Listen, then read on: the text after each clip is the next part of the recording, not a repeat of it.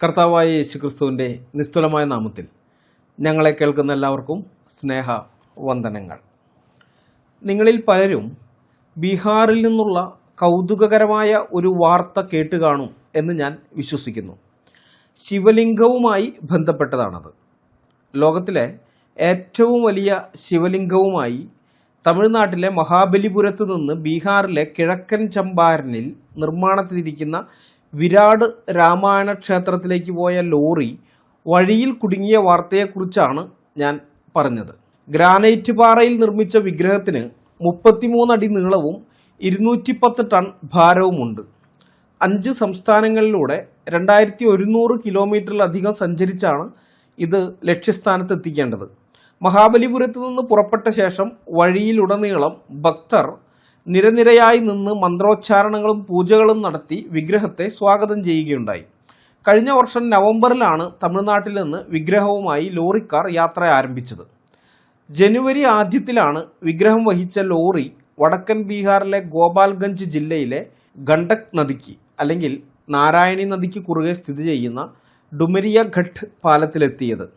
ഈ പാലം നിർമ്മിക്കപ്പെട്ടത് 1974 അതായത് ഇതിന് ഏകദേശം 50 വർഷത്തിലധികം പഴക്കമുണ്ട്.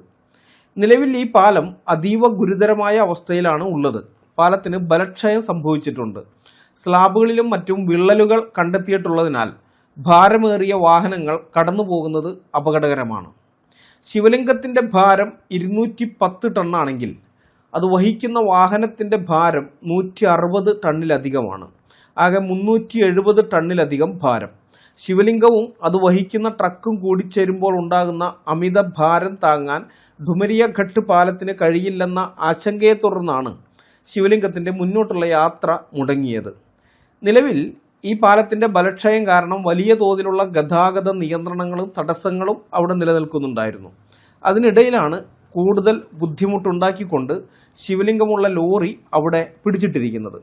ലോറിയിലുള്ള ശിവലിംഗത്തെ കാണാനും അതിനെ പൂജിക്കാനുമായി ദൂരെ നിന്ന് വരെ ആളുകൾ അങ്ങോട്ട് വരാൻ തുടങ്ങിയതോടെ ഗതാഗത തടസ്സങ്ങൾ വർദ്ധിച്ചിരിക്കുകയാണ്. ലിംഗം കാരണം ബുദ്ധിമുട്ടല്ലാതെ വേറെ ഒന്നും മനുഷ്യർക്കില്ല. ഈ വാർത്ത അറിഞ്ഞപ്പോൾ ഷിജുമോൻ തങ്കപ്പൻ ബ്രദർ ഒരു ഫേസ്ബുക്ക് പോസ്റ്റ് ഇടുകയുണ്ടായി. ആ പോസ്റ്റ് വായിച്ചപ്പോൾ കിട്ടിയ ആശയം വെച്ച് ഞാൻ അല്പം ആക്ഷേപഹാസ്യം കലർത്തി ഒരു കോമഡി രൂപത്തിൽ ഫേസ്ബുക്ക് പോസ്റ്റ് ഒരെണ്ണം ഇട്ടു. ആ പോസ്റ്റ് വായിച്ച് ചിരിച്ച് തള്ളിക്കളയേണ്ട കാര്യമേ സംഘികൾക്കുണ്ടായിരുന്നുള്ളൂ. കാരണം ഞാനതിൽ പുരാണങ്ങളിൽ നിന്ന് എന്തെങ്കിലും തെളിവുകൾ ഉദ്ധരിച്ചുകൊണ്ട് വിമർശനം നടത്തുകയോ സംഘികളോട് ചോദ്യങ്ങൾ ചോദിക്കുകയോ ഒന്നും ചെയ്തിരുന്നില്ല. വെറും ഒരു തമാശ പോസ്റ്റായിട്ടാണ് ഞാനത് ഇട്ടത്. അന്നേരം ആ പോസ്റ്റിൽ കയറി വന്ന് രോഹിത് ബാലകൃഷ്ണൻ എന്ന സംഘി ഇട്ട കമൻ്റാണ് നിങ്ങളീ കാണുന്നത്. എടാ, അയ്യപ്പൻ ചേട്ടന് ഗോതമ്പ് എന്ന് എഴുതാൻ പോലും അറിഞ്ഞൂടാ. ഗോതമ്പ് പൊടിയും പാൽപ്പൊടിയും ഇഷ്ടമായിരുന്നത് കൊണ്ടല്ലേ നീ ഗോത്രാന്റെ പഴം വായിലിട്ട കഥ ഏറ്റുപാടി നടക്കുന്നത് എന്നാണ് ആ സംഖ്യയുടെ ചോദ്യം. ഈ ഗോത്രാന്റെ പഴം വായിലിട്ട കഥ എന്നൊക്കെ പറഞ്ഞ് എന്താണെന്ന് എനിക്ക് പിടികിട്ടിയിട്ടില്ല. ഇനി വേറെ ചില സംഖ്യകൾ വന്ന് പച്ചത്തെറിയാണ് എന്നെ വിളിച്ചത്. പച്ചത്തെറി അത് സ്ക്രീനിൽ കാണിക്കാൻ പറ്റാത്തത്ര കടുത്ത തെറിവാക്കുകൾ ഉള്ളത് കൊണ്ടാണ് ഞാനതൊന്നും കാണിക്കാത്തത്. അങ്ങനെയുള്ളവരെ ഞാൻ അപ്പം തന്നെ കമൻറ്റ് ഡിലീറ്റ് ചെയ്ത് അങ്ങനെയുള്ളവരെ ബ്ലോക്ക് ചെയ്ത് വിടുകയാണ് ഉണ്ടായത്. കാരണം അവർക്കൊക്കെ മറുപടി കൊടുക്കാൻ പോയാൽ നമ്മുടെ നിലവാരം പിന്നെയും താഴോട്ട് പോകും. ഏതായാലും ഇവരുടെയൊക്കെ ഈ കുരുപൊട്ടൽ കണ്ടപ്പോൾ ഈ വിഷയത്തിൽ ഒരു വീഡിയോ ചെയ്തു കളയാമെന്ന് ഞാൻ വിചാരിച്ചു. കാരണം ഹിന്ദുത്വ ഭീകരന്മാരുടെ ഇത്തരം തെറിവിളികൾക്ക് മുന്നിൽ പേടിച്ച് മിണ്ടാതെ പോകുന്നവരാണ് ഞങ്ങൾ എന്നുള്ള അവരുടെ തെറ്റിദ്ധാരണ മാറ്റിക്കൊടുത്തില്ലെങ്കിൽ മറ്റുള്ളവരെ എല്ലാം തെറിവിളിക്കുന്നത് പോലെ അവർ ഞങ്ങളെയും സ്ഥിരമായി തെറിവിളിക്കാൻ തുടങ്ങും. എന്തിനാ വെറുതെ ആ തെറിവിളി കേൾക്കുന്നത്? ഈ ഹിന്ദുത്വ ഭീകരന്മാർ ഇനിയെങ്കിലും മനസ്സിലാക്കേണ്ട ഒരു കാര്യമുണ്ട്. നിങ്ങൾ ഞങ്ങളെ എത്രത്തോളം തെറിവിളിക്കുന്നുവോ അത്രത്തോളം ഞങ്ങൾ നിങ്ങളുടെ കിതാബുകളിൽ പറഞ്ഞിരിക്കുന്ന ചവറുകളെല്ലാം വലിച്ചു പുറത്തിട്ട് നാട്ടുകാരെ കാണിക്കും. മനസ്സിലായോ? തെറിവിളിക്കുന്നവരും ഞങ്ങൾ അതേ ചെയ്യുകയുള്ളൂ. ഞങ്ങൾ തിരിച്ച് തെറിവിളിക്കാനോ ഒന്നും നിൽക്കുകയില്ല.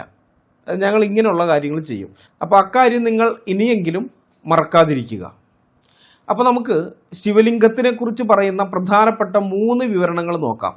വാമനപുരാണം 6-ാം അധ്യായം, മഹാഭാരതം സൗപ്തിക പർവം 17-18 അധ്യായങ്ങൾ, വാമനപുരാണം 43-44 അധ്യായങ്ങൾ. ഇവിടങ്ങളിൽ പറഞ്ഞിരിക്കുന്ന കഥകളാണ് ഞാൻ നിങ്ങളോട് പറയുന്നത്. ആദ്യം നമുക്ക് വാമനപുരാണം 6-ാം അധ്യായത്തിൽ പറഞ്ഞിരിക്കുന്ന കഥ നോക്കാം. ഈ ദക്ഷൻ്റെ യാഗത്തിൽ മരിച്ച സതീദേവിയെ ഓർത്ത് ശിവൻ വിരഹാഗ്നിയിൽ വെന്ത് നീറി നീറി കരഞ്ഞു വിളിച്ച് നാടെങ്ങും അലഞ്ഞു തിരിഞ്ഞ് നടക്കുന്ന സമയം. അപ്പം അങ്ങനെ നടക്കുന്ന ആ ഘട്ടത്തിൽ ഒരിക്കൽ ശിവൻ വിന്ധ്യപർവ്വതത്തിൽ വന്നു ചേർന്നു. ശിവന്റെ ഈ ദുരവസ്ഥയെ ചൂഷണം ചെയ്യുന്നതിന് വേണ്ടി കാമദേവൻ അസ്ത്രങ്ങളുമായി സദാസമയവും ശിവനെ പിന്തുടർന്നുകൊണ്ടിരിക്കുകയാണ്.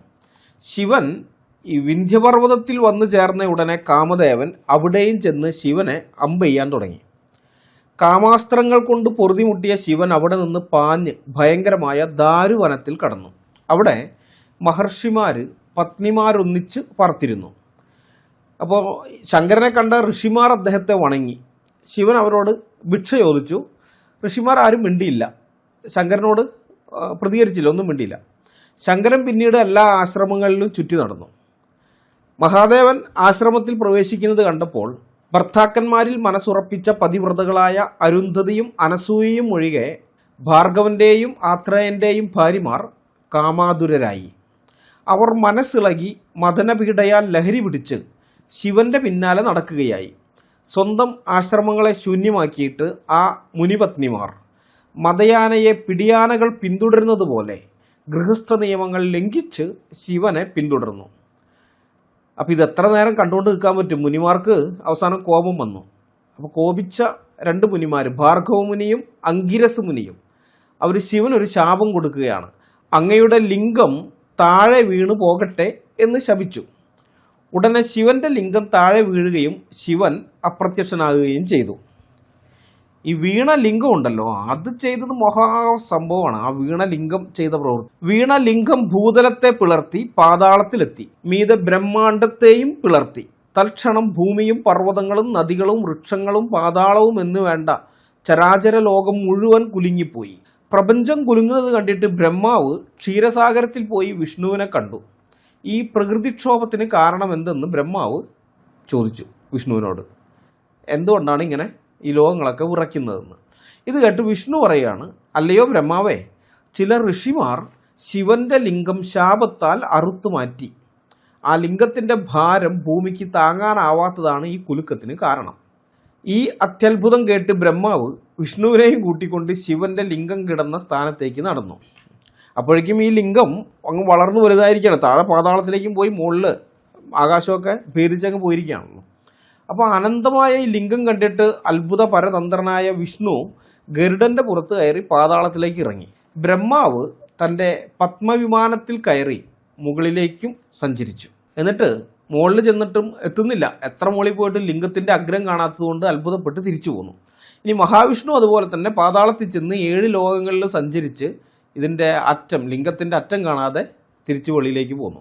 ശ്രമങ്ങൾ പരാജയപ്പെട്ട ഇരുവരും ലിംഗത്തിനടുത്തെത്തി ശിവനെ സ്തുതിച്ച് പ്രാർത്ഥിക്കാൻ തുടങ്ങി.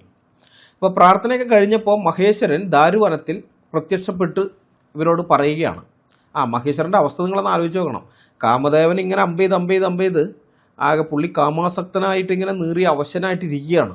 ഈ കാമം അടക്കാൻ നിവൃത്തിയുമില്ല, അങ്ങനെ ഇരിക്കുകയാണ്. അപ്പോൾ അദ്ദേഹം ഈ ബ്രഹ്മാവിനോടും വിഷ്ണുവിനോടും ചോദിക്കുകയാണ്, ദേവന്മാരെ, ക്ഷീണിതനും കാമാതുരനും അസുഖബാധിതനുമായ എന്നോട് നിങ്ങൾ എന്തിനാണ് ഇവിടെ പ്രാർത്ഥിക്കുന്നത്?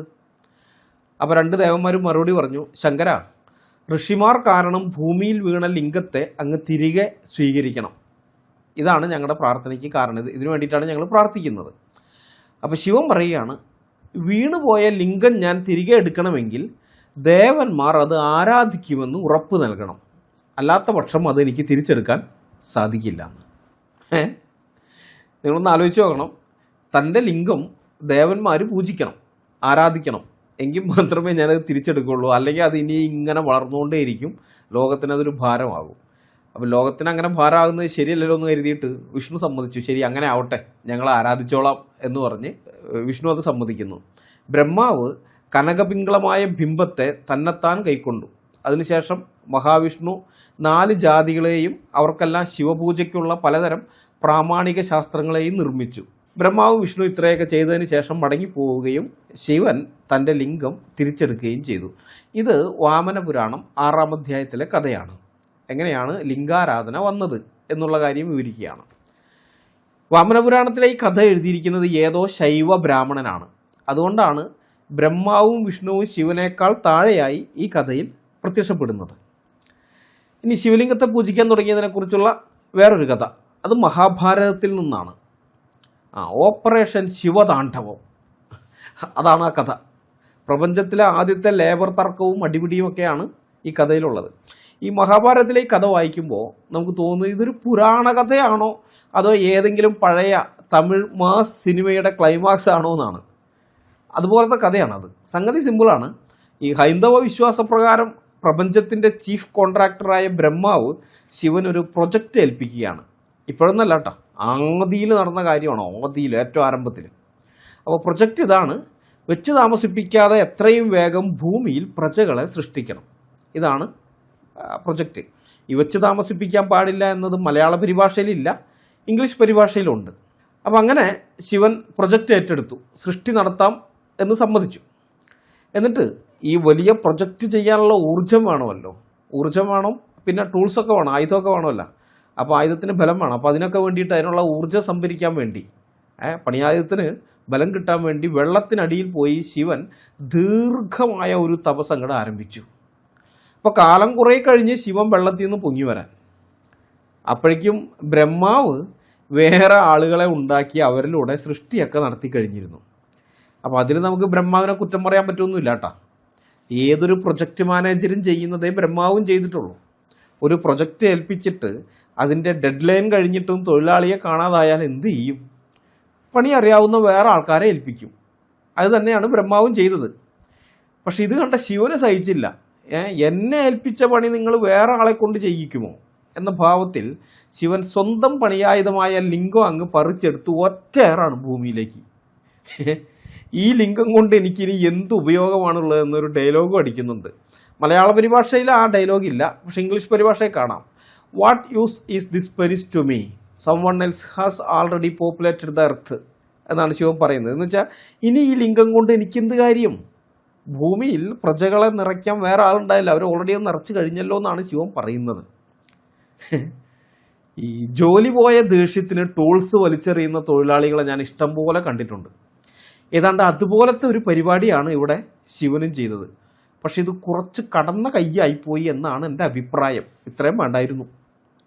ഏതായാലും അത് കഴിഞ്ഞ് ശിവൻ തപസ് ചെയ്യാനായിട്ട് പോയി. പിന്നീടൊരു സംഭവം ഉണ്ടായി. ദേവന്മാർ സ്വർഗത്തിൽ സമാധാനമായിട്ടൊരു യജ്ഞം നടത്തുകയായിരുന്നു. ശിവനാണെങ്കിൽ ഏകാന്ത സ്ഥലത്ത് പോയിരുന്ന് തപസ് ചെയ്യുകയായിരുന്നുകൊണ്ട് ദേവന്മാർക്ക് ശിവനെക്കുറിച്ച് വലിയ പിടിയില്ല, വലിയ അറിവൊന്നുമില്ലായിരുന്നു. അതുകൊണ്ട് അവർ ആ യജ്ഞത്തിലേക്ക് ശിവനെ ക്ഷണിക്കുകയോ യജ്ഞഭാഗം ശിവന് കൊടുക്കുകയോ ചെയ്തില്ല. അതോടെ ശിവന് വീണ്ടും കോപം വന്നു. അപ്പോൾ ശിവൻ്റെ ഇപ്പോഴത്തെ ഈ കോപം സ്വാഭാവികം. ഇപ്പോൾ നമ്മൾ ഉദാഹരണത്തിന് നമ്മളെ തന്നെ എടുക്കാം. നമ്മൾ ഒരുമിച്ച് ഇങ്ങനെ ജോലി ചെയ്യുന്നിടത്ത് നമ്മുടെ കൂടെയുള്ള ആളുകൾ, നമുക്ക് വേണ്ടപ്പെട്ട നമ്മുടെ സുഹൃത്തുക്കളായ സഹപ്രവർത്തകരായ ആൾക്കാർ ഒരു പാർട്ടി നടത്തുന്നു. അല്ലെങ്കിൽ നമ്മുടെ കുടുംബക്കാർ, ബന്ധുക്കാരായ ആൾക്കാരൊക്കെ നമുക്ക് വേണ്ടപ്പെട്ടവരാണ്, പാർട്ടി നടത്തുന്നു. ആ പാർട്ടിയിലേക്ക് നമ്മളെ മാത്രം ക്ഷണിച്ചിട്ടില്ല, ബാക്കി എല്ലാവരെയും ക്ഷണിച്ചു. അപ്പോൾ അതറിഞ്ഞാൽ നമുക്കായാലും ദേഷ്യം വരില്ലേ? ഇല്ലേ? ഉറപ്പായിട്ടും വരും. പക്ഷേ നമ്മളാരും ആ പാർട്ടിയിൽ പോയി എന്നെ നിങ്ങൾ ഈ പാർട്ടിക്ക് ക്ഷണിച്ചില്ല അല്ലടാ എന്നും ചോദിച്ച് അലമ്പുണ്ടാക്കാൻ നിൽക്കില്ല, അടിപിടിയും ബഹളമൊന്നും ഉണ്ടാക്കാൻ നിൽക്കില്ല. കാരണം നമ്മൾ മാന്യന്മാരാണ്, അതുകൊണ്ടാണ് അങ്ങനെയൊന്നും ചെയ്യാത്തത്. ഏതായാലും ദേവന്മാരുടെ പാർട്ടിയിലേക്ക് തന്നെ ക്ഷണിക്കാത്തത് ശിവൻ ഇഷ്ടപ്പെട്ടില്ല. ശിവൻ അവിടെ ചെന്ന് അലമ്പുണ്ടാക്കാൻ തീരുമാനിച്ചു. അതിനുവേണ്ടി ശിവൻ ആദ്യം തന്നെ ഒരു വില്ലുണ്ടാക്കുകയാണ്, ഒരു ധനുസ്. ഈ AK-47 ഒന്നും അന്ന് കണ്ടുപിടിച്ചിട്ടില്ലാത്തത് കൊണ്ട് ദൂരെ നിൽക്കുന്നവരെ കൊല്ലാനും പരിക്കേൽപ്പിക്കാനും കഴിയുന്ന ആർഷഭാരതത്തിലെ അക്കാലത്തെ ഏറ്റവും മാരകമായ ആയുധം അമ്പും വില്ലുമായിരുന്നല്ലോ. അപ്പോൾ അതുകൊണ്ടാണ് ശിവൻ അങ്ങനെ ഒന്നുണ്ടാക്കുന്നത്. ശിവനുണ്ടാക്കിയത് 5 മുഴം അഥവാ 7.5 അടി ഉയരമുള്ള ഒരു വില്ലാണ്. ആ വില്ലുമായി ദേവന്മാരുടെ പാർട്ടി നടക്കുന്ന സ്ഥലത്തേക്ക് ശിവൻ ചെല്ലുന്നു. പിന്നെ അവിടെ നടക്കുന്നത് തല്ലുമാലയാണ്, പക്കാ ഗുണ്ടായിസം. വില്ലും കുലച്ച് ശിവൻ കയറി ചെല്ലുന്നു, ഭൂമി കുലുങ്ങുന്നു, നക്ഷത്രങ്ങൾ വീഴുന്നു, ആകെ ബഹളം. യജ്ഞമാണെങ്കിൽ പേടിച്ച് മാനിൻ്റെ രൂപത്തിൽ ഓടി രക്ഷപ്പെടാൻ നോക്കുമ്പോൾ ശിവൻ അതിനെയും വിടുന്നില്ല. അപ്പോൾ ശിവൻ ദേവന്മാരുടെ ഇടയിൽ നടത്തിയ ആ സംഹാര താണ്ഡവത്തെക്കുറിച്ച് മഹാഭാരതത്തിൽ എഴുതിയിട്ടുള്ളത് ഞാൻ വായിക്കാം. അല്ലാണ്ട് ഞാനിപ്പോൾ ഇങ്ങനെ വെറുതെ പറഞ്ഞു പോയാൽ നിങ്ങൾ വിചാരിക്കും ഞാൻ ചുമ്മാ കോമഡി പറയുകയാണെന്ന്. അപ്പോൾ അതുകൊണ്ടാണ് വായിക്കുന്നത്. ക്രുദ്ധനായ മഹാദേവൻ ആ വില്ലെടുത്ത് ദേവകൾ മഖം നടത്തുന്ന ദിക്കിലേക്ക് എഴുന്നള്ളി. ആ അവ്യയ ബ്രഹ്മചാരി വില്ലെടുത്ത് സന്നദ്ധനായി വരുന്നത് കണ്ട് ഭൂമിദേവി നടുങ്ങിപ്പോയി. പർവ്വതങ്ങൾ കുലുങ്ങി, കാറ്റ് വീശാതെ സ്തംഭിച്ചു നിന്നു. അഗ്നി കത്തിച്ചിട്ടും കത്താതായി. നക്ഷത്രമണ്ഡലം ആകാശത്തിൽ സംവിഘ്നമായി ഉഴന്നു. സൂര്യൻ തെളിഞ്ഞില്ല. ചന്ദ്രൻ മണ്ഡലശ്രീ വിഹീനനായി. ആകാശം അശേഷവും ഇരുളടഞ്ഞ് പേടിച്ചുഴന്ന ദേവകൾ വിഷയങ്ങളറിയാത്തവരായി. യജ്ഞം തെളിയാതായപ്പോൾ ദേവകൾ ഭയപ്പെട്ടു വിറച്ചു. ആ സമയത്ത് രുദ്രൻ രൗദ്രമായ തൻ്റെ ബാണം കൊണ്ട് യജ്ഞത്തിൻ്റെ ഹൃദയത്തെ ലക്ഷ്യമാക്കി എയ്തു. ഉടനെ അഗ്നിയോടൊത്ത് യജ്ഞം മാനിൻ്റെ രൂപമെടുത്ത് പാഞ്ഞു. അപ്പോൾ അവൻ ആകാശത്ത് കയറി യജ്ഞത്തെ പിന്തുടരുന്ന വിധം ശോഭിച്ചു യുധിഷ്ഠിരാ. യജ്ഞം പോയപ്പോൾ ദേവകൾ യജ്ഞങ്ങളെ ഓർക്കാതായി. വാനോർക്ക് യജ്ഞം പോയപ്പോൾ ഒന്നും തിരിയാതായി. മുക്കണ്ണൻ ക്രുദ്ധനായി സവിതാവിൻ്റെ കൈ ഒടിച്ചു. ഭഗന്റെ കണ്ണുകളും പൂഷാവിൻ്റെ പല്ലുകളും വില്ലിൻ്റെ തുമ്പുകൊണ്ട് കുത്തിത്തെറിപ്പിച്ചു. ഇത് കണ്ട് ഭയപ്പെട്ട് ദേവന്മാർ യജ്ഞാംഗങ്ങളും ഓടിക്കളഞ്ഞു. അവിടെ തന്നെ ചിലർ പേടിച്ച് ബോധം കെട്ട് ചത്തവിധം വീണു. അങ്ങനെ അവരെയൊക്കെ ആട്ടിയോടിച്ച് ശിതികണ്ഠൻ ചിരിച്ച് വിരൽ തുമ്പ് കുത്തിനിന്ന് ഇരമ്പിക്കയറുന്ന ദേവന്മാരെ തടുത്തു.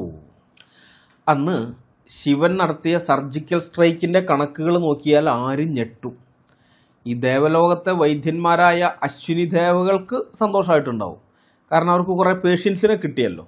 പക്ഷെ മറ്റ് ദേവന്മാരുടെ അവസ്ഥ മഹാമോശമായിരുന്നു, വളരെ മോശം. സവിതാവിൻ്റെ കൈ ഒടിച്ചു. അശ്വിനി ദേവകളുടെ ഹോസ്പിറ്റലിലെ ഓർത്തോ വിഭാഗത്തിലേക്ക് ഒരു പേഷ്യൻ്റായി. ഭഗൻ്റെ കണ്ണുകൾ കുത്തിപ്പൊട്ടിച്ചു. ഒഫ്താൽമോളജി വിഭാഗത്തിലേക്ക് ഒരു പേഷ്യൻ്റ്. പൂഷാവിൻ്റെ പല്ലുകൾ മുഴുവൻ വില്ലിൻ്റെ തുമ്പുകൊണ്ട് അടിച്ചു ഒഴിച്ചു. ഡെൻ്റൽ വിഭാഗത്തിലേക്ക് ഒരു രോഗിയെ കിട്ടി. പിന്നെ കുറേ ദേവന്മാർ ശിവതാണ്ഡവം കണ്ടപ്പോൾ പേടിച്ച് വിറച്ച് ബോധം കെട്ട് ചത്ത വിധം വീണു എന്ന് പറഞ്ഞല്ലോ. ദേവലോകത്തെ സൈക്യാട്രി വിഭാഗത്തിലേക്കും കുറേ പേഷ്യൻസിനെ കിട്ടി. ചുരുക്കി പറഞ്ഞാൽ ദേവസഭയിലെ പകുതി പേരെയും ICUവിലാക്കിയിട്ടാണ് അന്ന് ശിവൻ ഒന്ന് ചിരിച്ചത്. ഇതിനെയാണ് ഭക്തിയോടെ ഇന്ന് ശിവതാണ്ഡവം എന്നൊക്കെ വിളിക്കുന്നത്. സത്യം പറഞ്ഞാൽ ഇന്നത്തെ കാലത്താണെങ്കിൽ വധശ്രമം, കലാപമുണ്ടാക്കൽ തുടങ്ങിയ വകുപ്പുകളൊക്കെ ചുമത്തിയെടുത്ത് അകത്തിടേണ്ട കേസാണ് ശിവൻ അന്ന് അവിടെ ചെയ്തത്. ഏതായാലും അവസാനം ദേവന്മാരൊക്കെ ശിവൻ്റെ മുമ്പിൽ താണ് വീണ് അപേക്ഷിക്കാൻ തുടങ്ങി. അങ്ങനെ ദേവകളുടെ അപേക്ഷ അനുസരിച്ച് ശിവൻ കോപാഗ്നി ജലത്തിൽ നിക്ഷേപിച്ചു. ആ അഗ്നിയാണ് ജലാശയങ്ങളിലുള്ള വെള്ളങ്ങളെ വറ്റിച്ചുകൊണ്ടിരിക്കുന്നത്. ഇതൊക്കെ മഹത്തായ ആർഷഭാരത സയൻസാണ് കേട്ടോ. ആർഷഭാരത വിജ്ഞാനങ്ങൾ, അറിവുകൾ. ഇതുപോലെയുള്ള അപാരമായ ആർഷഭാരത വിജ്ഞാനങ്ങൾ നശിപ്പിക്കാൻ വേണ്ടിയാണ് ക്രിസ്ത്യൻ മിഷണറിമാർ ഇന്ത്യയിലേക്ക് വന്നത്. അവർ വന്ന് നമ്മളെ പഠിപ്പിച്ചതൊക്കെ തെറ്റായ കാര്യങ്ങളായിരുന്നു. ഈ ജലാശയങ്ങളിലെ വെള്ളം പറ്റുന്നതിനെക്കുറിച്ച് അവരെന്താ പഠിപ്പിച്ചത്? ഇവാപ്പറേഷൻ ആൻഡ് ഇൻഫിൽട്രേഷൻ, അഥവാ ബാഷ്പീകരണവും കിരിഞ്ഞിറങ്ങലും വഴി. എന്ന് വെച്ചാൽ സൂര്യൻ്റെ ചൂട് മൂലം ദ്രാവക രൂപത്തിലുള്ള ജലം വാതക രൂപത്തിലേക്ക് മാറി, നീരാവിയായിട്ട് മാറി മുകളിലേക്ക് പോകുന്നു, അത് ബാഷ്പീകരണം. അതുപോലെ ഭൂമിയുടെ ഗുരുത്വാകർഷണ ബലം കാരണം താഴേക്ക് കിരിഞ്ഞിറങ്ങി അണ്ടർഗ്രൗണ്ടിലേക്ക് അല്ലെങ്കിൽ ഭൂഗർഭജലമായിട്ട് താഴേക്ക് പോകുന്ന അത്തരം ജലനഷ്ടമുണ്ട്. അപ്പോൾ അങ്ങനെയൊക്കെയാണ് ജലാശയങ്ങൾ വറ്റാൻ കാരണം എന്നല്ലേ അവർ പഠിപ്പിച്ചത്. പിന്നെ ജലാശയത്തിന് ചുറ്റുമുള്ള മരങ്ങളും ചെടികളും അവയുടെ വേരുകൾ വഴി മണ്ണിൽ നിന്നും ജലാശയത്തിൽ നിന്നും വെള്ളം വലിച്ചെടുത്ത് അവയുടെ ഇലകളിലൂടെ നീരാവിയായി അന്തരീക്ഷത്തിലേക്ക് കളയുന്നതും ഈ ജലാശയങ്ങളിലെ വെള്ളം വറ്റുന്നതിന് ഒരു കാരണമാണ് എന്ന് അവർ പഠിപ്പിച്ചിട്ടുണ്ട്. അതൊക്കെ തെറ്റായ അറിവുകളാണെന്ന് നിങ്ങൾ ഇനിയെങ്കിലും മനസ്സിലാക്കണം. ശരിയായ അറിവ് ഋഷിപ്രോക്തങ്ങളായ നമ്മുടെ ആർഷസംസ്കാര ഗ്രന്ഥങ്ങളിലുണ്ട്. ദേവന്മാരുടെ അപേക്ഷ മാനിച്ച് ശിവൻ തൻ്റെ കോപാഗ്നി ജലത്തിൽ നിക്ഷേപിച്ചതുകൊണ്ടാണ് ജലാശയങ്ങളിലുള്ള വെള്ളമെല്ലാം വറ്റിപ്പോകുന്നത് എന്ന ആർഷഭാരത ശാസ്ത്രം നാം അറിഞ്ഞിരിക്കണം കേട്ടോ. അപ്പോൾ ഞാനിത് സന്ദർഭവശാൽ പറഞ്ഞതേ ഉള്ളൂ. വിഷയത്തിലേക്ക് നമുക്ക് മടങ്ങി വരാം. അപ്പോൾ ഈ പേടിപ്പിച്ച് പൂജ നേടിയ ക്ലൈമാക്സ് ആണ് ഇതിലെ ഏറ്റവും രസകരം. ശിവൻ്റെ കയ്യിൽ നിന്ന് കണക്കിന് തല്ല് വാങ്ങിച്ചു കൂട്ടി വശം കെട്ട ദേവന്മാർ അവസാനം ശിവൻ്റെ കാലിൽ തന്നെ വീണു. ഇനി തല്ലല്ലേ, അങ്ങ് എന്ത് പറഞ്ഞാലും ഞങ്ങൾ കേട്ടോളാം എന്നല്ലേ ചെന്ന് ഈ യജ്ഞം തന്നെ സമർപ്പിച്ച് ശിവൻ്റെ മുമ്പാകെ അപേക്ഷിക്കുകയാണ്. ഈ കഥയിൽ നിന്നുള്ള ഗുണപാഠം എന്താണ്? നിങ്ങൾക്കൊരു ജോലി കിട്ടിയിട്ട് നിങ്ങളത് ചെയ്യാൻ വൈകിയാൽ സ്വാഭാവികമായും ബോസ് വേറെ ആളെ വയ്ക്കും. അപ്പോൾ നിങ്ങൾ എന്ത് ചെയ്യണം? ബോസിനെയും സഹപ്രവർത്തകരെയും തല്ലി ചതച്ച് അവരുടെ പല്ലും കണ്ണൊക്കെ എടുത്ത് കയ്യിൽ കൊടുത്താൽ മതി. നിങ്ങൾക്ക് പ്രൊമോഷൻ കിട്ടും. ആൾക്കാർ നിങ്ങളെ പേടിച്ച് നിങ്ങളെ ബഹുമാനിക്കുകയും ചെയ്യും. അതാണ് ഈ ശിവതാണ്ഡവത്തിൻ്റെ മാനേജ്മെൻറ്റ് തത്വം. അതല്ലാതെ വേറെ എന്താണ് നിങ്ങൾ തന്നെ പറയുന്നത്? എന്ത് ഗുണപാഠമുള്ളേ? ഈ പക്കാ ഗുണ്ടായുസം കാണിച്ചിട്ട് വലിയ ആളായി നടക്കുന്നത് അതാണോ ഇതിൽ നിന്ന് പഠിക്കാനുള്ള ഗുണപാഠം? അപ്പോൾ നമുക്കിനി അടുത്ത കഥ നോക്കാം.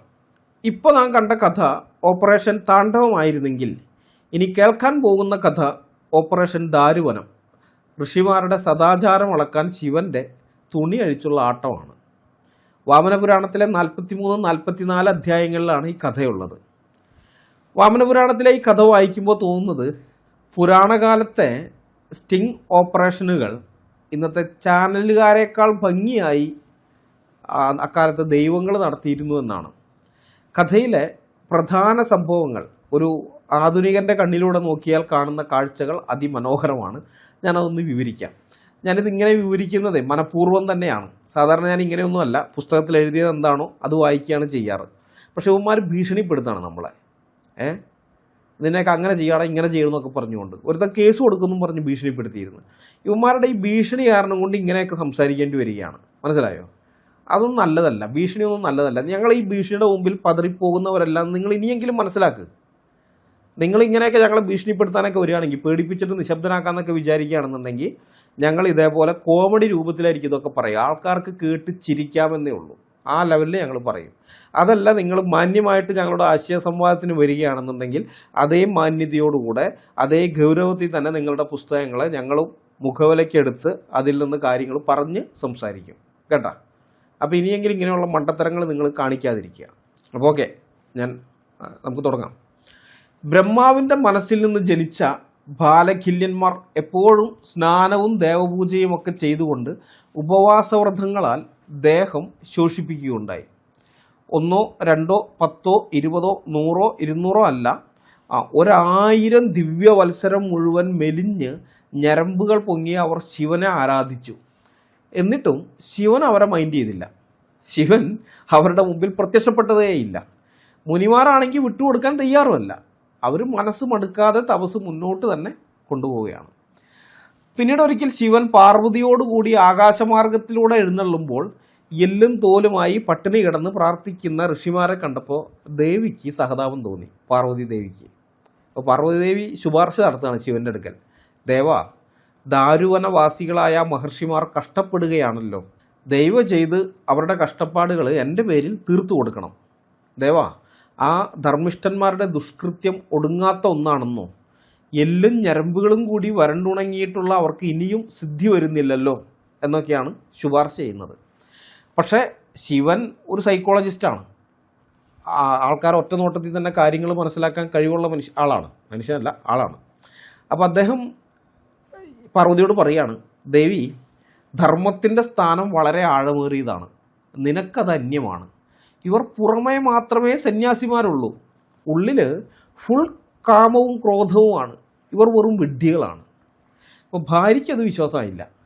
അപ്പോൾ ഭാര്യ പറയും, ദീർഘകാലമായിട്ട് തപസ് ചെയ്യുന്ന ഇവരെക്കുറിച്ച് ഇങ്ങനെയൊന്നും പറയരുത് ഭഗവാനെ എന്ന് പാർവതി. അപ്പോൾ ശിവൻ പറഞ്ഞു, സ്റ്റോപ്പ്, സംസാരം നിർത്ത്, ഞാൻ നേരിട്ട് തെളിയിക്കാം. നീ ഇവിടെ നിൽക്ക്, ഞാനിപ്പോൾ ഒരു ലൈവ് ഡെമോ കാണിച്ചു തരാം എന്ന് പറഞ്ഞു. അപ്പോൾ അത് കേട്ടപ്പോൾ പാർവതി ദേവിക്ക് സന്തോഷമായി. പാർവതി പറഞ്ഞു, അഗ്നിഹോത്രവും കഠിനപ്രയത്നവും അറിയുന്ന, ഇപ്പോൾ മരക്കഷ്ണം പോലെയോ മൺകട്ട പോലെയോ ഇരിക്കുന്ന ആ ജീവിച്ചിരിക്കുന്ന ഋഷിമാരുടെ അടുത്തേക്ക് അങ്ങ് തീർച്ചയായിട്ടും പോകണം. അങ്ങനെയാണ് പ്രപഞ്ചത്തിലെ ആദ്യത്തെ ഹണി ട്രാപ്പ് ഉണ്ടാകുന്നത്. സാധാരണ ഈ ഋഷിമാരുടെ തപസ്സിളക്കാൻ ഇന്ദ്രനാണ് അപ്സരസുകളെ അയക്കാറുള്ളത്. ഇവിടെ ശിവൻ ആ കോൺട്രാക്റ്റ് സ്വയം ഏറ്റെടുത്തു. അതെങ്ങനെയാണെന്നറിയണ്ടേ? ശിവൻ തൻ്റെ ശരീരം പൂർണ്ണമായും നഗ്നമാക്കി അതിസുന്ദരനായ ഒരു യുവ സന്യാസിയുടെ രൂപത്തിലേക്ക് മാറ്റി. എന്നിട്ട് ഓരോ ആശ്രമത്തിലും ചെന്ന് ഭിക്ഷ യാചിക്കാൻ തുടങ്ങി. അപ്പോൾ ആ മുനിമാരുടെ ഭാര്യമാർ അദ്ദേഹത്തിലേക്ക് ആകർഷിക്കപ്പെട്ടു.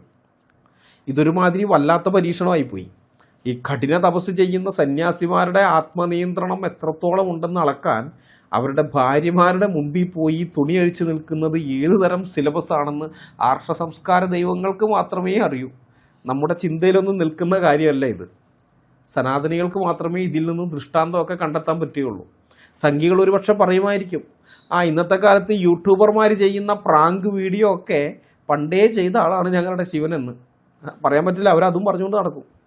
ഏതായാലും നഗ്നനായ ആ യുവസന്യാസിയെ കൂടുതൽ അടുത്ത് കാണാനുള്ള കൗതുകത്തോടെ മുനിമാരുടെ ഭാര്യമാർ പരസ്പരം പറഞ്ഞു, ഞങ്ങളുടെ കൂടെ വരൂ, നമുക്ക് ഈ ഭിക്ഷക്കാരെ കാണാം എന്ന് മറ്റ് മുനിപത്നിമാരോടൊക്കെ പറയാണ്. അങ്ങനെ അവർ പഴങ്ങളും കിഴങ്ങുകളും ഒക്കെ ശേഖരിച്ച് ഈ ഭിക്ഷക്കാരൻ്റെ അടുത്തെത്തിയിട്ട് പറഞ്ഞു, ഭിക്ഷ സ്വീകരിച്ചാലും. അപ്പോൾ അദ്ദേഹം ഭിക്ഷാപാത്രം അവർക്ക് നേരെ നീട്ടി. ആ മുനിപത്നിമാരുടെ അവസ്ഥ നിങ്ങളൊന്ന് ആലോചിച്ച് നോക്കണം. അവരുടെ ഭർത്താക്കന്മാർ 1000 ദിവ്യവർഷങ്ങളായി തപസ് ചെയ്ത് ഉണക്കമീൻ പോലെ ആയിരിക്കുന്ന അവസ്ഥയിലാണ്. താപസന്മാർ പട്ടിണി കിടക്കുന്നു. പതിവ്രതകളായ ഭാര്യമാരും പട്ടിണിയിലാണ്. അവിടേക്കാണ് ജിമ്മിൽ പോയി ബോഡിയൊക്കെ ഉണ്ടാക്കിയതുപോലെ ഒരു സുന്ദരൻ, അതും നഗ്നനായി കടന്നു വന്നിരിക്കുന്നത്. ഈ നഗ്നനായ യുവസന്യാസിയെ കണ്ടപ്പോൾ ചില മുനിപത്നിമാർ പ്രണയത്തിന് വിധേയരായി അദ്ദേഹത്തോട് ചോദിച്ചു, അല്ലയോ സന്യാസി, യുവത്വത്തിലും അതും നഗ്നമായ ശരീരത്തോടെയും ഇത്ര കഠിനമായ തപസ് അനുഷ്ഠിക്കുന്നതിൻ്റെ ഉദ്ദേശം ഞങ്ങളോട് പറയൂ. അങ്ങ് അനുവദിക്കുകയാണെങ്കിൽ ഞങ്ങളെ തന്നെ അങ്ങേക്ക് സമർപ്പിക്കാം. ചെറിയ ഓഫറൊന്നും അല്ല കേട്ടോ, ഞങ്ങളെ തന്നെ അങ്ങേക്ക് സമർപ്പിക്കാം എന്നൊക്കെയാണ് ഓഫർ. ഈ ശരീരദാനം ചെയ്യുന്നതിനെക്കുറിച്ച് നമ്മൾ കേട്ടിട്ടില്ലേ? അത് തന്നെ സംഗതി. അപ്പോൾ ഋഷിമാരുടെ പതിവ്രതകളായ ഭാര്യമാർക്ക് ഇത്രയും ആക്റ്റീവായ ഒരു മറുവശം കൂടി ഉണ്ടെന്ന് തെളിയിക്കാൻ ശിവൻ്റെ തുണി അഴിച്ചു കളഞ്ഞുള്ള ഈ എൻട്രി വേണ്ടി വന്നു. അദ്ദേഹം അവരോട് ചിരിച്ചുകൊണ്ട് പറയുകയാണ്, ഈ തപസ്സിൻ്റെ ഉദ്ദേശം വളരെ നിഗൂഢമായതിനാൽ അതങ്ങനെ പരസ്യമായിട്ട് പറയാൻ പറ്റില്ല. ഹേ ഭാഗ്യവതികളായ സ്ത്രീകളെ, പലരുടെയും സാന്നിധ്യത്തിൽ ഈ രഹസ്യം വിശദീകരിക്കാൻ കഴിയില്ല. ഇതൊരു മറുപടിയായി സ്വീകരിച്ച് നിങ്ങൾ വീട്ടിലേക്ക് പോകുമെന്ന്. ശിവൻ ഈ പറഞ്ഞതിൻ്റെ അർത്ഥം നിങ്ങൾക്ക് മനസ്സിലായോ? പലരുടെയും സാന്നിധ്യത്തിൽ ഈ രഹസ്യം പറയാൻ പറ്റില്ല എന്ന് വെച്ചാൽ വേറെ ആരുമില്ലെങ്കിൽ, ഒറ്റയ്ക്കാണെങ്കിൽ, നിങ്ങൾ ഒറ്റയ്ക്കാണെങ്കിൽ ഞാൻ നിങ്ങൾക്ക് ഒറ്റയ്ക്ക് ഈ രഹസ്യം പറഞ്ഞു തരാം. അതാണ് ശിവൻ പറഞ്ഞതിൻ്റെ അർത്ഥം. അപ്പോൾ അത് മനസ്സിലാക്കിയ മുനിപത്നിമാർ ഉടനടി മറുപടി പറയുകയാണ്, ഹേ മുനെ, ഞങ്ങൾക്കറിയാൻ അതിയായ ആഗ്രഹമുണ്ട്. അതുകൊണ്ട് ഞങ്ങൾ അങ്ങയോടൊപ്പം സ്വകാര്യമായി വരാം. ഇങ്ങനെ പറഞ്ഞതും അവരെല്ലാം ഒരേ സമയം ശിവൻ്റെ നഗ്നശരീരത്തിൽ ചാടി വീഴുകയാണ്. തങ്ങളുടെ ആശ്രമത്തിനകത്തേക്ക് ശിവനെ ഒറ്റയ്ക്ക് കൊണ്ടുപോകാനുള്ള തത്രപ്പാടിലായിരുന്നു അവർ. ചിലർ അദ്ദേഹത്തിൻ്റെ ശരീരത്തിൽ പിടിച്ചു, ചിലർ കഴുത്തി തൂങ്ങുന്നു, മറ്റു ചിലർ കൈകളിൽ പിടിക്കുന്നു, വേറെ ചിലർ ശിവൻ്റെ ഗുഹ്യഭാഗത്ത് പിടിക്കുന്നു, പിന്നെ ചിലർ ശിവൻ്റെ മുടി പിടിച്ചു വലിക്കുന്നു, ചിലർ അദ്ദേഹത്തിൻ്റെ അരക്കെട്ടിൽ ചുറ്റിപ്പിടിക്കുന്നു, മറ്റു ചിലർ കാലുകളിൽ പിടിക്കുന്നു. അപ്പോൾ ചുരുക്കി പറഞ്ഞാൽ ഇതൊരു ആശ്രമമാണോ അതോ ഏതെങ്കിലും റോക്ക് സ്റ്റാറിനെ കാണാൻ ആരാധികമാർ തടിച്ചുകൂടിയതാണോ എന്ന് കാണുന്നവർ സംശയിച്ചു പോകും. ആ രീതിയിലായിരുന്നു പതിവ്രതകളായ മുനിപത്നിമാർ ശിവൻ്റെ ശരീരത്തിൽ കാണിച്ചു കൂട്ടിയ അഭ്യാസ പ്രകടനങ്ങൾ. അപ്പോൾ തങ്ങളുടെ ഭാര്യമാരുടെ ആക്രാന്തം മൂത്ത ഒച്ചയും ബഹളവും കേട്ടപ്പോൾ മുനിമാർ തൽക്കാലത്തേക്ക് തപസ് സ്റ്റോപ്പ് ചെയ്ത് ഓടി വന്നു. എന്താണ് സംഗതി എന്ന് അറിയണ്ടേ? അപ്പോൾ വെറുതെ അങ്ങ് ഓടി വരികയായിരുന്നില്ല കേട്ടോ. കയ്യിൽ കിട്ടിയ കല്ലും വടിയും ഒക്കെ എടുത്തിട്ടാണ് വന്നത്. വന്നപ്പോൾ കാണുന്നത് എന്താണ്? തങ്ങളുടെ ഭാര്യമാർ നഗ്നനായ ഒരു യുവസുന്ദരനെ ചുറ്റിപ്പൊതിഞ്ഞ് നിൽക്കുന്നതാണ്. പ്രത്യേകം ശ്രദ്ധിക്കണം, ആ യുവസുന്ദരൻ മുനിമാരുടെ ഭാര്യമാരെ ഒന്നും ചെയ്യുന്നില്ല, അയാൾ വെറുതെ നിൽക്കുകയാണ്. മുനിമാരുടെ ഭാര്യമാരാണ് അയാളെ പീഡിപ്പിക്കുന്നത്. അപ്പോൾ അത് കാണുമ്പോൾ സാധാരണക്കാരായ ആൾക്കാരാണെങ്കിൽ എന്തു ചെയ്യും? തങ്ങളുടെ ഭാര്യമാരോട് കയറിപ്പോടി വീട്ടിനകത്തേക്ക് എന്ന് പറയും. അല്ല, ഇപ്പോൾ മുനിമാരായതുകൊണ്ട് ഇപ്പോൾ കയറിപ്പോടി ആശ്രമത്തിനകത്തേക്ക്, അങ്ങനെയാണ് പറയേണ്ടത്. അത് കഴിഞ്ഞ് ചെറുപ്പക്കാരനോട് ചോദിക്കും, നീ എന്താണ് തുണിയൊന്നും കൊടുക്കാതെ ഇവിടെ ചുറ്റിത്തിരിയുന്നതെന്ന്. പോയി തുണി എടുത്തിട്ട് വാടാന്നും പറഞ്ഞ് ചിലപ്പോൾ അവന് 2 കൊടുക്കാനും സാധ്യതയുണ്ട്. ചേട്ടത്തിന് 2 കൊടുത്തുന്നിരിക്കും. ഇതൊക്കെയായിരിക്കും സാധാരണക്കാർ ചെയ്യുക. പക്ഷേ ഇവർ സാധാരണക്കാരല്ല എന്നുള്ള കാര്യം നിങ്ങൾ മറക്കരുത്. ഇവർ 1000 ദിവ്യ സംവത്സരങ്ങളായി തപസ് ചെയ്തുകൊണ്ടിരിക്കുന്ന ഹർഷഭാരതത്തിലെ മുനിമാരാണ്. അതുകൊണ്ട് തന്നെ സാധാരണക്കാരെ പോലെ അവർ പെരുമാറുമെന്ന് നിങ്ങൾ പ്രതീക്ഷിക്കാനേ പാടില്ല. ആ യുവാവിൻ്റെ ചെകിട്ടത്ത് 2 കൊടുത്ത് പറഞ്ഞു വിടാനൊന്നും അവർ തയ്യാറായിരുന്നില്ല. അവർക്ക് കൃത്യമായ ലക്ഷ്യമുണ്ടായിരുന്നു. മഹർഷിമാരുടെ സർജിക്കൽ സ്ട്രൈക്ക് എന്തായിരുന്നു എന്നറിയാമോ? അവർ നേരെ പോയി കയ്യിലിരുന്ന വടികൾ കൊണ്ട് ആ യുവാവിൻ്റെ ലിംഗത്തിൽ തന്നെ കൊടുത്തു ഒരടി. അതേ കിടക്കുന്നു ലിംഗം താഴെ, അത് നിലത്ത് വീണു. എന്തിനാണ് അവർ ലിംഗത്തിൽ തന്നെ അടിച്ചത്? അതിലുണ്ട് കാര്യം. നമ്മളുടെ ഭാര്യമാർ നമ്മളെ നോക്കാതെ ഇവനെ നോക്കി വെള്ളം ഇറക്കുന്നു. അപ്പോൾ പിന്നെ ആ സാധനം അങ്ങ് തകർത്തേക്കാം എന്ന അസൂയ. ഈ ആണുങ്ങളുടെ ഈഗോ എവിടെയാണ് ഇരിക്കുന്നതെന്ന് ആ ഋഷിമാരെന്ന് തെളിയിച്ചു. കല്ലും വടിയും എടുത്ത് അവർ ആഞ്ഞടിച്ചത് ശിവൻ്റെ ആ പാവം അവയവത്തിലാണ്. ഏതായാലും ലിംഗം വീണതോടെ ശിവൻ അപ്രത്യക്ഷനായി. അങ്ങനെ സ്റ്റിങ് ഓപ്പറേഷൻ വന്ന് ലിംഗം നഷ്ടപ്പെട്ട ആദ്യത്തെ ആളായിട്ട് ശിവൻ മാറി. ശിവലിംഗം വീണ സമയത്ത് ചരാചരമെല്ലാം വല്ലാതെ വിറച്ചുപോയി. ഇത് കണ്ടിട്ട് ആ മഹർഷിമാർ അവിടെ ആകുലത്വം പൂണ്ട് നിൽപ്പായി. അവരിൽ ബുദ്ധിയേറിയൊരു മഹാമുനി പറഞ്ഞു, ആ മഹാത്മാവായ താപസൻ്റെ സത്യാവസ്ഥ നമുക്ക് അറിഞ്ഞുകൂടാ. നമുക്കൊരു കാര്യം ചെയ്യാം, നമുക്ക് ബ്രഹ്മാവിൻ്റെ അടുത്തേക്ക് പോകാം. പുള്ളിക്കാരന് ഇതിനെക്കുറിച്ച് അറിവുണ്ടാകും. അതനുസരിച്ച് എല്ലാ മുനിമാരും കൂടി ബ്രഹ്മാവിൻ്റെ സമീപത്തെത്തി. എല്ലാം കേട്ട് കഴിഞ്ഞപ്പോൾ ബ്രഹ്മാവ് മുനിമാരെ ചീത്ത വിളിക്കുകയാണ്. യു സ്റ്റുപ്പിഡ്സ് ഇഡിയറ്റ്സ് എന്നൊക്കെ വിളിച്ച് ചീത്തയാണ്. ബ്രഹ്മാവ് പറഞ്ഞു, എടാ മണ്ടന്മാരെ, അത് സാക്ഷാൽ ശിവനായിരുന്നു. നിങ്ങൾ തല്ലി വീഴ്ത്തിയത് സാധാരണ ഒരു ലിംഗത്തെ അല്ല, പ്രപഞ്ചത്തെ താങ്ങി നിർത്തുന്ന പില്ലറിനെയാണ്. ഇതോടെ ഋഷിമാർ ആകപ്പെട്ടു. നിങ്ങൾ ആ ഋഷിമാരുടെ അവസ്ഥയൊന്ന് ആലോചിച്ച് നോക്കണേ. 1000 ദിവ്യവത്സരങ്ങളായി ഭക്ഷണവും വെള്ളവും ഇല്ലാതെ മെലിഞ്ഞ എല്ലും തോലുമായി, ഡ്രൈ വാഷ് ചെയ്ത ഷർട്ട് പോലെ ഉണങ്ങി വരണ്ട് ഞരമ്പുകൾ പൊങ്ങിയ ശരീരവുമായി അവർ തപസ്സിരുന്നത് എന്തിനു വേണ്ടിയായിരുന്നു? ശിവനെ ഒന്ന് പ്രത്യക്ഷപ്പെടുത്താൻ വേണ്ടി. അവസാനം ശിവൻ വന്നപ്പോൾ അദ്ദേഹത്തെ തല്ലി ഓടിച്ചു എന്ന് മാത്രമല്ല, അദ്ദേഹത്തിൻ്റെ ലിംഗം അടിച്ച് താഴെ ഇടുകയും ചെയ്തു. 1000 ദിവ്യവത്സരം പട്ടിണി കിടന്നുണ്ടാക്കിയ പുണ്യത്തെ വെറും 10 മിനിറ്റ് കൊണ്ടാണ് ശിവൻ എയറിലാക്കിയത്. വെറുതെ ശൂന്യതയിൽ അങ്ങോട്ട് ലയിപ്പിച്ച് കളഞ്ഞു, ആ പുണ്യം അങ്ങോട്ട് പോയി. എന്തൊരു ഗതികെട്ട ജീവിതം എന്ന് ആലോചിച്ചിട്ടുണ്ടാവും മുനിമാർ. ഏതായാലും ക്രോധം വെടിഞ്ഞ് എല്ലാവരും ശിവനെ പ്രസാദിപ്പിക്കാൻ ബ്രഹ്മാവ് അവരെ ഉപദേശിക്കുകയാണ്. അതനുസരിച്ച് അവരെല്ലാം കൂടി കൈലാസത്തിൽ ചെന്ന് ശിവനെ സ്തുതിച്ചു. അവരുടെ മുമ്പിൽ ശിവൻ പ്രത്യക്ഷനായിട്ട് ഇങ്ങനെ അരുളി ചെയ്യുകയാണ്: നിങ്ങൾ തിരികെ പോയിക്കൊള്ളുവിൻ, ലിംഗം നിങ്ങളുടേതായിത്തീരും. ഞാൻ പറയുന്നത് വേഗത്തിൽ ചെയ്യുക. ലിംഗത്തിന് പ്രതിഷ്ഠ കഴിച്ചാൽ എനിക്ക് സന്തോഷമാകും. എൻ്റെ ലിംഗത്തെ ഭക്തിപൂർവം പൂജിക്കുന്നത് ആരോ അവർക്കൊന്നും ഒരിക്കലും ദുഷ്പ്രാപമാകുകയില്ല. അറിഞ്ഞുകൊണ്ട് ചെയ്ത എല്ലാ പാപങ്ങൾ പോലും ലിംഗപൂജ കൊണ്ട് നശിച്ചു പോകും. സംശയിക്കേണ്ട, നിങ്ങൾ വീഴ്ത്തിയ ലിംഗമെടുത്ത് സന്നിഹിത മഹാസരസിൽ എത്തിച്ച് പ്രതിഷ്ഠിക്കുവിൻ. എന്നാൽ അഭീഷ്ടമെല്ലാം നിങ്ങൾക്ക് കൈവരും. സ്ഥാണു എന്ന പേരിൽ ആ ലിംഗം ദേവകൾക്ക് പോലും പൂജനീയമായി വരും. അപ്പം ലിംഗം സ്ഥാപിച്ച തീർത്ഥം സ്ഥാണു തീർത്ഥം എന്ന പേരിൽ വിശ്രുതമായി തീർന്നു. വാമന പുരാണം 43-44 അധ്യായങ്ങളിൽ നിന്നുള്ളതാണ് ഞാൻ ഇത് ഇപ്പോൾ പറഞ്ഞത്, നിങ്ങളുടെ മുമ്പാകെ പറഞ്ഞത്. ഈ ശിവലിംഗം പൂജിച്ചാൽ പാപമോചനം കിട്ടുമെന്നൊക്കെയുള്ള ശിവൻ്റെ ഡയലോഗിൽ യാതൊരു കഥയുമില്ല. അതറിയാൻ ഇതേ വാമന പുരാണത്തിൽ നിന്ന് ഞാൻ വേറൊരു കഥ കൂടി പറയാം, അപ്പോൾ നിങ്ങൾക്കത് മനസ്സിലാവും. ശിവൻ ബ്രഹ്മാവിൻ്റെ തല നുള്ളിയെടുക്കുന്ന ഒരു സന്ദർഭമുണ്ട്. ബ്രഹ്മാവിന് ശരിക്കും 5 തലകളുണ്ടായിരുന്നു. 5 തലകളിൽ ഒന്ന് ഈ ശിവൻ നുള്ളിയെടുത്തു. അത് നുള്ളിയെടുത്തതോടെയാണ് ബ്രഹ്മാവ് നാൻമുഖനായത്, 4 തലയുള്ളവനായി മാറിയത്. അപ്പോൾ ശിവൻ ബ്രഹ്മാവിൻ്റെ തല നുള്ളിയെടുത്തപ്പോൾ ഉണ്ടായ ബ്രഹ്മഹത്യാപാപം ശിവനെ ബാധിക്കുകയുണ്ടായി.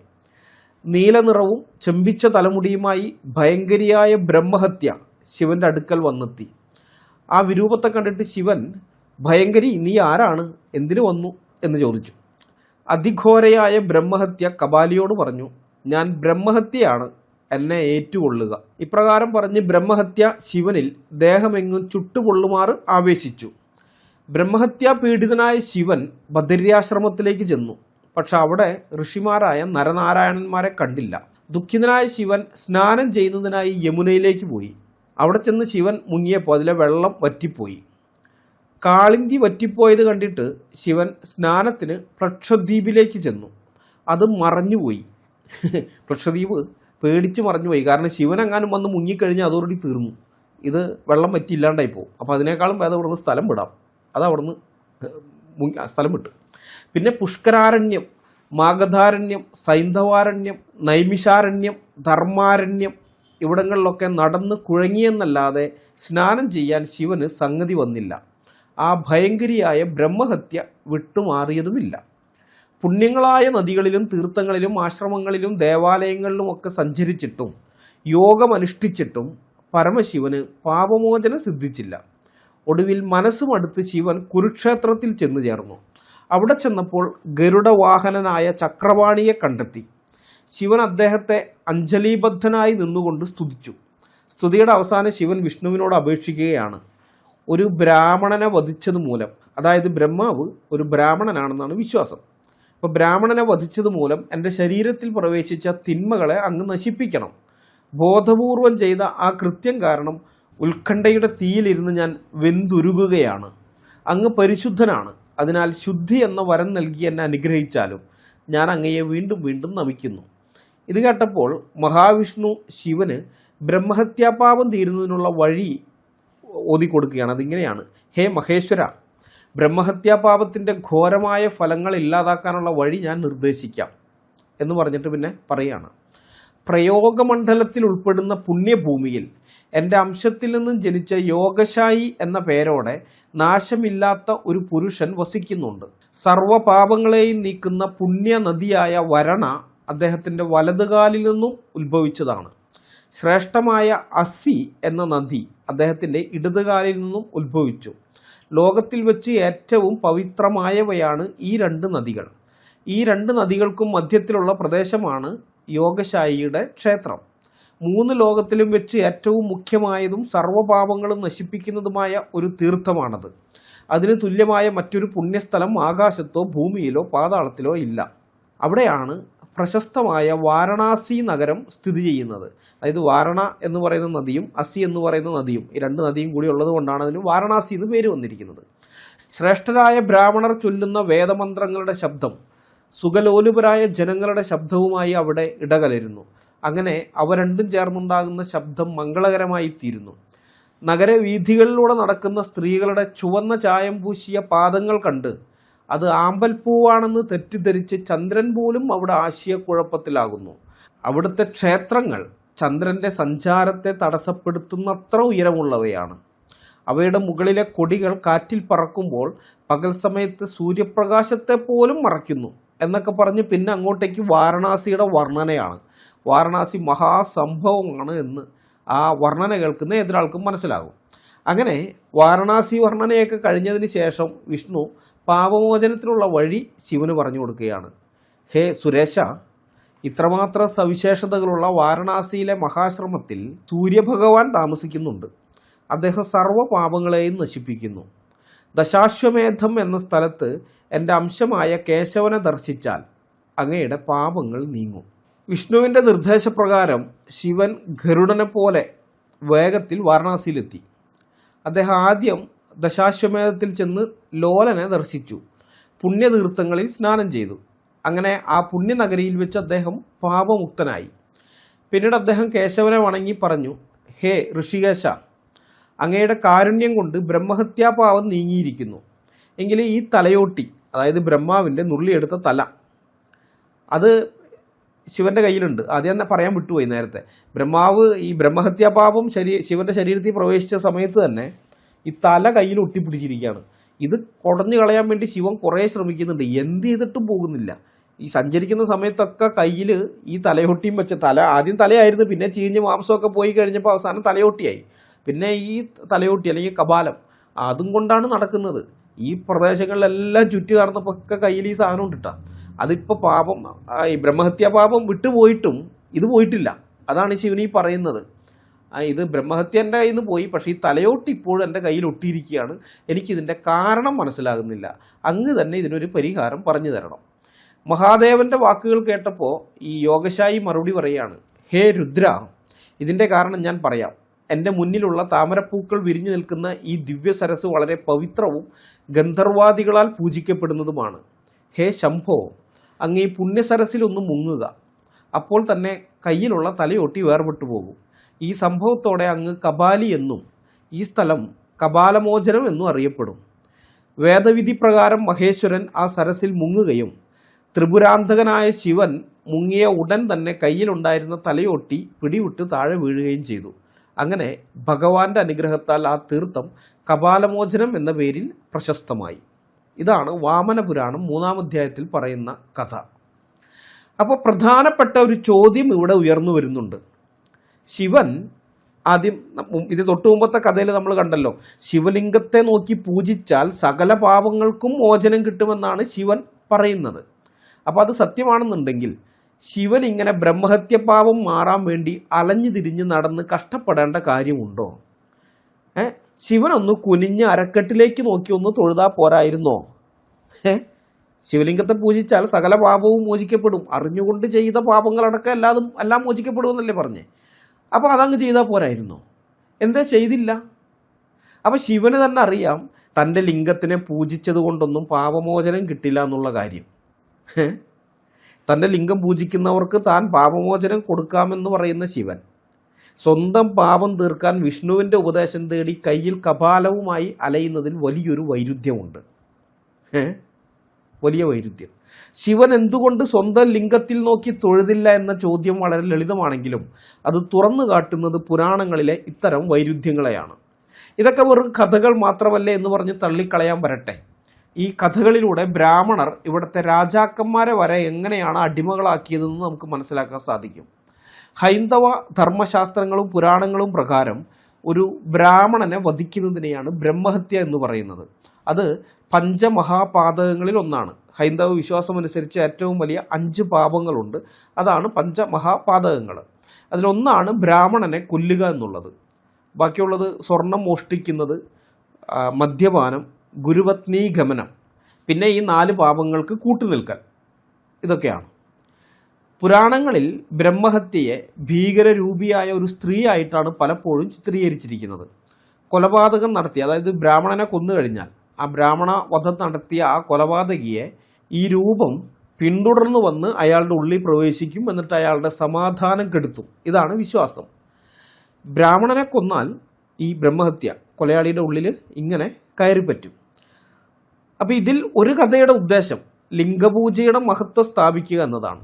രണ്ടാമത്തെ കഥയുടെ ഉദ്ദേശം ബ്രഹ്മഹത്യയുടെ ഗൗരവം സ്ഥാപിക്കുക എന്നതാണ്. അപ്പോൾ ഓരോ കഥയും ഓരോ പ്രത്യേക അജണ്ട വെച്ച് എഴുതപ്പെടുന്നതാണ് നമ്മൾ അറിഞ്ഞിരിക്കണം. ഈ പുരാണങ്ങൾ എഴുതിയത് ബ്രാഹ്മണരാണ്. ബ്രാഹ്മണരിൽ തന്നെ പ്രമുഖരായ 2 വിഭാഗങ്ങളുണ്ട്, വൈഷ്ണവരും ശൈവരും. അപ്പോൾ ഈ പുരാണങ്ങൾ ഈ 2 കൂട്ടരും എഴുതിയ കഥകളുണ്ട്. ഇപ്പം ആദ്യം നമ്മളൊരെണ്ണം കണ്ടിരുന്നു, അതിൽ ശിവൻ വലിയ ആളാണ്. ശിവന്റെ ലിംഗം പൂജിക്കണമെന്ന് പറഞ്ഞപ്പോൾ വിഷ്ണു പറഞ്ഞ് ശരി പൂജിച്ചോളാം എന്ന് പറഞ്ഞു. അപ്പോൾ വിഷ്ണുവും ബ്രഹ്മാവും ഒക്കെ താഴെയാണ്. അപ്പോൾ അതേതോ ഒരു ശൈവഭക്തനായ ബ്രാഹ്മണൻ എഴുതിയ പുരാണമാണത്, അല്ലെങ്കിൽ കഥയാണ്. ആ പുരാണത്തിലെ ആ ഭാഗം അയാൾ അങ്ങനെയുള്ള ഒരാളാണ് എഴുതിയിരിക്കുന്നത്. എന്നാൽ ഇപ്പോഴത്തെ നമ്മൾ കണ്ടതിൽ അങ്ങനെയല്ല, ഇത് വൈഷ്ണവൻ എഴുതിയിരിക്കുന്നതാണ്. അപ്പോൾ അന്നത്തെ കാലത്ത് ഈ ഭരണാധികാരികളായ ക്ഷത്രിയരിൽ നിന്നും മറ്റുള്ളവരിൽ നിന്നും തങ്ങൾക്ക് സുരക്ഷ ഉറപ്പാക്കാൻ ബ്രാഹ്മണർ കണ്ടെത്തിയ ഏറ്റവും വലിയ തന്ത്രമായിരുന്നു ബ്രഹ്മഹത്യാ പാപം എന്നുള്ളത്. സാക്ഷാൽ മഹാദേവന് പോലും ബ്രഹ്മഹത്യ വന്നാൽ രക്ഷയില്ല എന്ന് വരുത്തി തീർക്കുന്നതിലൂടെ സാധാരണക്കാരായ രാജാക്കന്മാർക്കുണ്ടാകാവുന്ന ഭയം നമുക്ക് ഊഹിക്കാവുന്നതേ ഉള്ളൂ. ബ്രഹ്മഹത്യ ബാധിച്ചപ്പോൾ ശിവൻ വര അലഞ്ഞു തിരിഞ്ഞു, കഷ്ടപ്പെട്ടു, പിന്നെ അല്ലേ നീ എന്നൊരു താക്കീത് ഈ കഥയിലുണ്ട്. മറ്റൊന്ന്, ഇന്നത്തെ കാലത്ത് നയതന്ത്രജ്ഞർക്കും മറ്റും ലഭിക്കുന്ന ഈ ഡിപ്ലോമാറ്റിക് ഇമ്മ്യൂണിറ്റി പോലെ, നയതന്ത്ര പരിരക്ഷ പോലെ അക്കാലത്ത് ബ്രാഹ്മണർക്ക് ലഭിച്ചിരുന്ന അവരുടെ ആ ദൈവികമായ ഇമ്മ്യൂണിറ്റി ആയിരുന്നു ഇത്. ഒരു ബ്രാഹ്മണനെ തൊട്ടാൽ രാജാവ് നശിക്കും, രാജ്യം നശിക്കും, തലമുറകൾ നശിക്കും എന്ന ഭയം നിലനിർത്തേണ്ടത് അവരുടെ നിലനിൽപ്പിൻ്റെ ആവശ്യമായിരുന്നു. വാമന പുരാണത്തിലെ ഈ കഥയിൽ മറ്റൊരു രാഷ്ട്രീയം കൂടി ഒളിഞ്ഞിരിപ്പുണ്ട്. അത് വൈഷ്ണവ ശൈവ മത്സരങ്ങളുടെ അടിസ്ഥാനത്തിൽ വേണം മനസ്സിലാക്കാൻ. ശിവന് പാപം തീർക്കാൻ വിഷ്ണുവിൻ്റെ അവതാരമായ യോഗശായിയുടെ സഹായം വേണ്ടിവരുന്നു എന്നത് ശൈവ മതത്തിന് മേൽ വൈഷ്ണവ മതത്തിന് പ്രാധാന്യം നൽകാനുള്ള ശ്രമമാണ്. നിങ്ങളുടെ ശിവം വലിയവനൊക്കെ ആയിരിക്കും, പക്ഷേ പാപം തീർക്കണമെങ്കിൽ ഞങ്ങളുടെ വിഷ്ണു പറയുന്ന സ്ഥലത്ത് പോയി മുങ്ങണം എന്നൊരു സന്ദേശം ഇതിലുണ്ട്. ഇനി വേറൊരു കാര്യവും ഈ കഥയിലുണ്ട്, അത് തീർത്ഥാടന ടൂറിസമാണ്. ഇത്തരം കഥകൾക്ക് പിന്നിൽ ശക്തമായ ഒരു സാമ്പത്തിക അജണ്ട കൂടെയുണ്ട്. ഈ കഥയിൽ സ്ഥാനീശ്വരം, അതായത് ഇന്നത്തെ ഹരിയാനയിലെ താനേസർ എന്ന് പറയുന്ന സ്ഥലമാണ്. അപ്പോൾ ആ സ്ഥലത്തെ, പിന്നെ മറ്റേ കഥയിൽ വാരണാസിയെയുമാണ് ഹൈലൈറ്റ് ചെയ്യുന്നത്. ശിവൻ പലയിടത്തും പോയിട്ടും പാപമോചനം കിട്ടിയില്ല. അവസാനം വാരണാസിയിൽ വന്ന് അവിടെ മുങ്ങിയപ്പോൾ പാപം മാറി എന്ന് പറയുന്നത് വാരണാസിയിലെ ക്ഷേത്രങ്ങളുടെയും അവിടുത്തെ പൂജാരിമാരുടെയും വരുമാനം വർദ്ധിപ്പിക്കാനുള്ള സ്ഥലപുരാണ തന്ത്രമാണ്. ജനങ്ങളെ അവിടേക്ക് ആകർഷിക്കാൻ ഇതിലും വലിയൊരു പരസ്യം അക്കാലത്ത് നൽകാനില്ല. ഇത്തരം കഥകളിലൂടെയാണ് ഈ പ്രദേശങ്ങളൊക്കെ ഇങ്ങനെ പരസ്യം നൽകിയിരുന്നത്. രാജാക്കന്മാരെയും പ്രഭുക്കന്മാരെയും ഭയപ്പെടുത്തി വരുതിയിൽ നിർത്താനും ബ്രാഹ്മണർക്ക് നേരെയുള്ള കയ്യേറ്റങ്ങളെ മഹാപാപം എന്ന ലേബൽ ഒട്ടിച്ച് തടയിടാനും തീർത്ഥാടന കേന്ദ്രങ്ങളിലേക്ക് ജനങ്ങളെ ആകർഷിക്കാനും വേണ്ടി മെനഞ്ഞെടുത്ത വെറും തിരക്കഥകൾ മാത്രമാണ് ഈ പുരാണങ്ങളെല്ലാം തന്നെ. ഇതിനൊന്നിനും പാപമോചനം കൊടുക്കാനുള്ള കഴിവില്ല, അത് നിങ്ങൾ മനസ്സിലാക്കണം. പാപമോചനം കൊടുക്കാൻ കഴിയുന്നത് ഒരേ ഒരുവന് മാത്രമാണ്.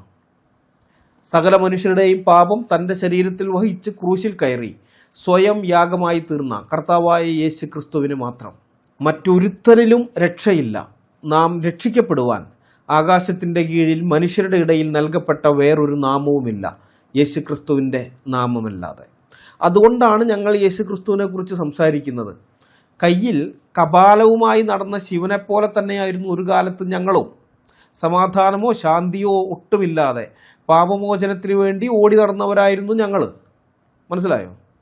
ഞങ്ങളിൽ പലരും, കുറേ പേര് നിരീശ്വരവാദികളൊക്കെ ഉണ്ട്, അങ്ങനെയുള്ളവരൊന്നും ഈ പരിപാടിക്ക് പോയിട്ടില്ല. എന്നാൽ അങ്ങനെ അല്ലാത്ത ആളുകൾ ഞങ്ങളുടെ കൂട്ടത്തിൽ ഇപ്പോൾ ഉള്ളതിൽ അങ്ങനെ നിരീശ്വരവാദികളിൽ നിന്ന് രക്ഷിക്കപ്പെടാത്ത ആളുകളുണ്ട്. മതബോധമായിട്ടൊക്കെ നടന്നവർ, അവർ തീർത്ഥാടനങ്ങളും കർമാനുഷ്ഠാനങ്ങളും പുണ്യതീർത്ഥ സന്ദർശനങ്ങളൊക്കെ ഇഷ്ടം പോലെ നടത്തിയിട്ടുണ്ട്. പക്ഷെ പാപമോചനം മാത്രം കിട്ടിയില്ല. അത് കിട്ടിയില്ല. അവസാനം അവർ യേശുക്രിസ്തുവിലേക്ക് തിരിഞ്ഞപ്പോൾ യേശുക്രിസ്തുവിൻ്റെ മരണം തങ്ങളുടെ പാപത്തിൻ്റെ പരിഹാരത്തിന് വേണ്ടിയാണെന്ന് വിശ്വസിക്കുകയും യേശുക്രിസ്തുവിനെ കർത്താവും രക്ഷിതാവുമായി ഹൃദയത്തിലേക്ക് സ്വീകരിക്കുകയും ചെയ്തപ്പോൾ പാപമോചനം ലഭിച്ചു. ഞങ്ങൾക്കെല്ലാവർക്കും പാപമോചനം ലഭിച്ചത് അങ്ങനെയാണ്. പാപമോചനം കിട്ടിയപ്പോൾ ലഭിച്ച സമാധാനം ഞങ്ങളുടെ ഉള്ളിൽ ഞങ്ങൾ അനുഭവിക്കുന്നത് കൊണ്ടാണ് അതേ സമാധാനം നിങ്ങൾക്കും കിട്ടണം എന്നാഗ്രഹിച്ച് ഞങ്ങൾ നിങ്ങളോട് സുവിശേഷം പറയുന്നത്. ഞങ്ങളെ നിന്ദിച്ചാലും അപമാനിച്ചാലും പരിഹസിച്ചാലും ഉപദ്രവിച്ചാലും തല്ലിയാലും കൊന്നാലും ഞങ്ങൾ നിങ്ങളുടെ അടുക്കിലേക്ക് ഈ സുവിശേഷവുമായി വരുന്നതിൻ്റെ കാരണം മറ്റൊരു രക്ഷാമാർഗം നിങ്ങൾക്കില്ല എന്ന കാര്യം ഞങ്ങൾക്കറിയാവുന്നത് കൊണ്ടാണ്. അതുകൊണ്ടാണ് നിങ്ങളോട് ഞങ്ങൾ പിന്നെയും പിന്നെയും പറയുന്നത്, സ്വാർത്ഥ ലാഭത്തിനു വേണ്ടി ബ്രാഹ്മണർ ഉണ്ടാക്കിയ ഇത്തരം കെട്ടുകഥകൾ വിട്ടുകളഞ്ഞ് ജീവിക്കുന്ന ദൈവമായ, ജീവനുള്ള ദൈവമായ, ജീവിപ്പിക്കാൻ കഴിയുന്ന ദൈവമായ യേശുക്രിസ്തുവിലേക്ക് നിങ്ങൾ വരിക. യേശുക്രിസ്തുവിൽ മാത്രമേ നിങ്ങൾക്ക് ശാശ്വതമായ സമാധാനവും ആത്മാവിൻ്റെ രക്ഷയും കണ്ടെത്താൻ കഴിയുകയുള്ളൂ. അതിന് നിങ്ങൾക്ക് സാധിക്കട്ടെ എന്ന ആത്മാർത്ഥമായ പ്രാർത്ഥനയോടെ ഞാൻ ഈ വീഡിയോ ഇവിടെ അവസാനിപ്പിക്കുകയാണ്. അടുത്ത വീഡിയോയുമായി വരുന്നതുവരെ നമ്മളെല്ലാവരെയും കർത്താവായ യേശുക്രിസ്തു കാത്തു സൂക്ഷിക്കുമാറാകട്ടെ. അവിടുത്തെ വിലയേറിയ നാമം മാത്രം എന്നും എന്നേക്കും വാഴ്ത്തപ്പെടട്ടെ. ആമേൻ.